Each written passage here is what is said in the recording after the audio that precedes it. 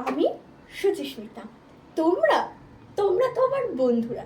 চলো আজকের ভিডিওটা এখান থেকেই শুরু করা যাক।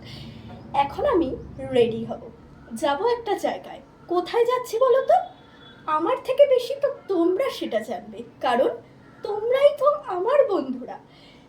যদি গেস করতে পারো তাহলে কমেন্টে বলো, আর যদি না পারো তাহলে আমিই তো ভিডিওতে বলে দেব।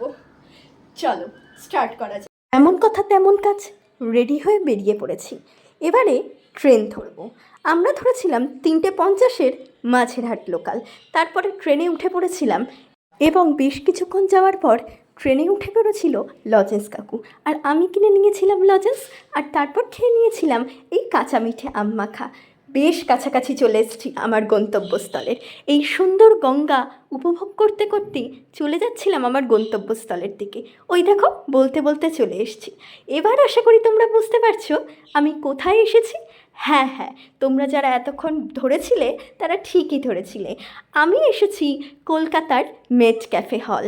এটা একটা মিউজিয়াম, যেখানে গেলে তোমরা আমাদের হারিয়ে যাওয়া সমস্ত শিল্পীদের মনে করতে পারবে। কি অদ্ভুত সুন্দর একটা জায়গা, তাই না? আমি বলবো তোমরা যারা এখনও এখানে যাওনি তারা অন্তত একবার হলেও জায়গাটা দেখে এসো, ঘুরে এসো। আশা করি তোমাদেরও খুব ভালো লাগবে। আমি যেদিন গেছিলাম সেদিন ছিল প্রচণ্ড গরম, আর এই গরমের মধ্যে আমার একটু কষ্টই হয়েছে। কিন্তু এই মেট ক্যাফে হলের ভেতরের সৌন্দর্য এই গরমকেও হার মানায়। ওখানে গিয়েই আমি খুব সুন্দরভাবে জায়গাটা ঘুরে দেখেছি, তার পাশাপাশি সমস্ত কিছু ক্যাপচার করার চেষ্টা করেছি, সাথে নিজেও বেশ কিছু ছবি ভিডিও তুলে নিয়েছি। তারপরে সত্যি খুব কষ্ট হচ্ছিল, প্রচুর গরম গাইস।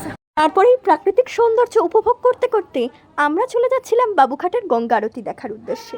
তোমাদেরকে আগেই বলেছিলাম আমি 3:50-এর মাঝেরহাট লোকাল ধরে মেট ক্যাফে হল পৌঁছেছিলাম, এবং ওখানে পৌঁছাতে পৌঁছাতে আমার অনেকটাই লেট হয়ে গেছে। আজ খুব বেশিক্ষণ থাকতে পারলাম না, কিন্তু পরে আবার একবার আসবো, তখন অনেকটা সময় কাটিয়ে যাব এখানে।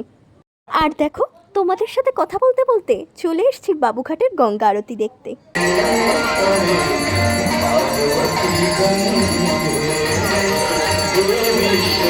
আরতি হয়ে যাওয়ার পর আমরা এখান থেকে তাপ নিয়ে নিয়েছিলাম, আর তখন চলছিল জোয়ার। শুনেছি নাকি জোয়ারের জল নেওয়া খুবই ভালো। তারপর বেশ কিছুক্ষণ এখানে সময় কাটানোর পর নিয়ে নিয়েছিলাম ঝালমুড়ি, আর তারপর খেয়ে নিয়েছিলাম 1 কাপ দুধ চা। এবং এখানে মহাদেবের সাথে বেশ কিছুক্ষণ সময় কাটিয়ে নিয়েছিলাম। বেশ কিছুক্ষণ অপেক্ষা করছিলাম, তার কারণ আমাদের ট্রেনটা ছিল অনেকটাই লেটে। তারপর ছোলা কিনে উঠে পড়েছিলাম ট্রেনে, এবং এই রাতের সুন্দর প্রাকৃতিক দৃশ্য উপভোগ করতে করতে চলে এসেছিলাম বাড়ি। আজকের ভিডিওটা এখানেই এন্ড করছি। ভালো লাগলে like, comment, share and subscribe.